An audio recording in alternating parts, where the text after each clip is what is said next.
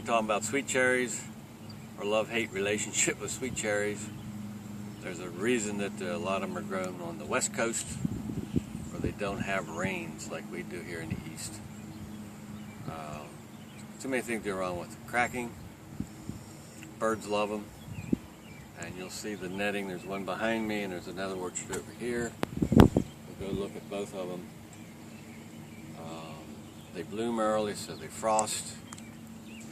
They're susceptible to rot. All kind of things go wrong. Everybody loves them, including us, whenever we get them. It's a rough year for sweet cherries. We have some to bring to market. It's not the biggest year by any means. But we'll go take a look at Rainier. I was asked about them at market last week. They're cracked really bad from the rains we had. There are some other varieties in there, and there's a lot of blank trees. There's winter injury. Let's go take a look. Well, before we go, what you're looking at here is our cherries, or strawberries. We're just about done, or are done. And if you hear birds squawking in the background, right there, that's to scare them away. That's a distress call. We put up balloons to try to scare the birds away. They still get their share. So we live right in town where there's lots of houses. That means there's lots of robins. They live right here. They're not afraid of people, and they're hard on our fruit. But anyway, let's go take a look at the Rainier over here, where this whole block is covered with netting. All right, this orchard, if you want to shoot down the row, is dwarf apple trees. It's got a dwarf rootstock, so the trees are kept at like dwarf cherry trees. Dwarf cherry trees. These are all sweet. Well, there's tart cherries in here too, but sweet cherries. Maintain them at an 8 to 10 foot height. That keeps them low enough we can put this bird netting over to keep the birds out, because they love to eat cherries. Does nothing for rain, and that's what I was going to show you. These are the Rainier here. If you look up in here, there's lots of cherries. The size is really good, but you can see all the cracks, and then the cracks start to decay. There's some good ones in here. I'll try to pull. And even that one's got a little crack on the bottom. And you see they look pretty good. The closer you look, the more you see. That's got a little crack in the bottom. That's got a little crack in the bottom. So it's a great cherry, and it's hard to grow. I've had customer just last week told me they would take them cracked to reduce price, and we're debating whether to bring them to market or not. You can tell us whether you would accept a cracked cherry. If you want to email us, we'll decide whether to bring them to market, because the crop is not a huge crop this year. But this system, it's very expensive to put in. The trees are very expensive. We put a berm up so that they have good drainage, so the water runs away. This pipe here is for frost protection. You have to summer prune these in order to keep them dwarfed in size, so as soon as they're done cropping, that's what we'll be doing in here.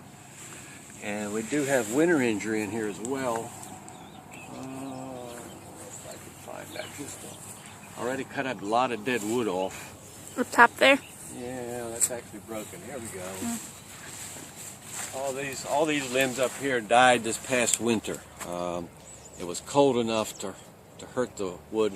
Here's an example of it where you get dieback, and if you aren't careful, that'll get disease in it, and then that disease will go into the good wood, and you'll have it again next year. So the challenge is to get all that out of the tree so it doesn't carry over. We had a lot of cherries aboard in here this year. You can see what's left on there that isn't going to make.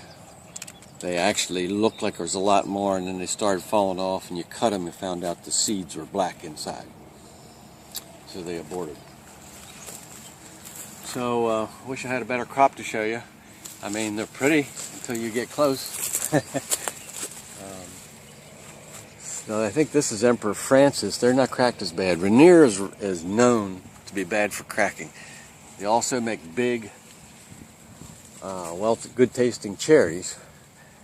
But as we're finding out, after 2 years that we should have had production, it's the second year we haven't done much. So it's a love-hate relationship with cherries. There's a lot of potential, very seldom it ever lives up to it. But we try because they're very popular with you guys at market. Let's go over and look. There's some huge cherries in there. It really is.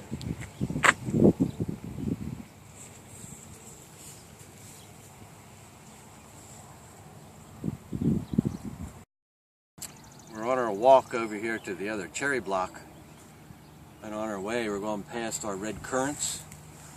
They're really pretty on the bush, and we're currently picking them.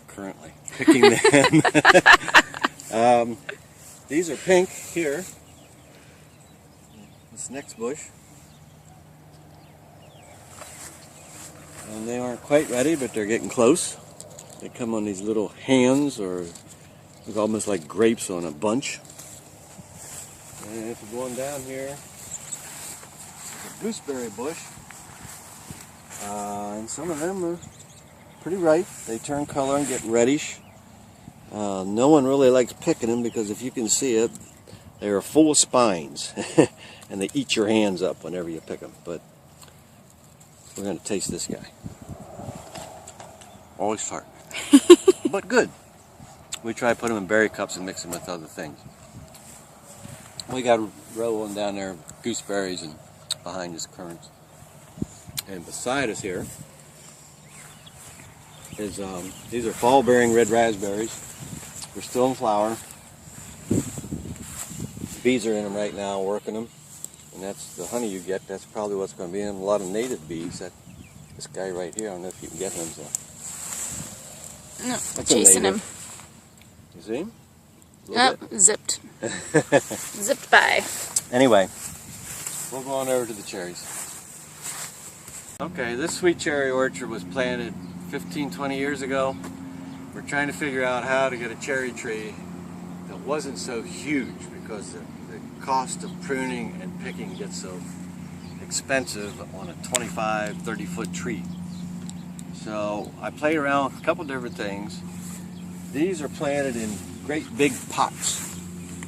That's to reduce the roots, and the top will grow in relationship to the roots. So if you keep the roots small, the top stays small, and overall I'd have to say it's been successful. That was one thing we tried.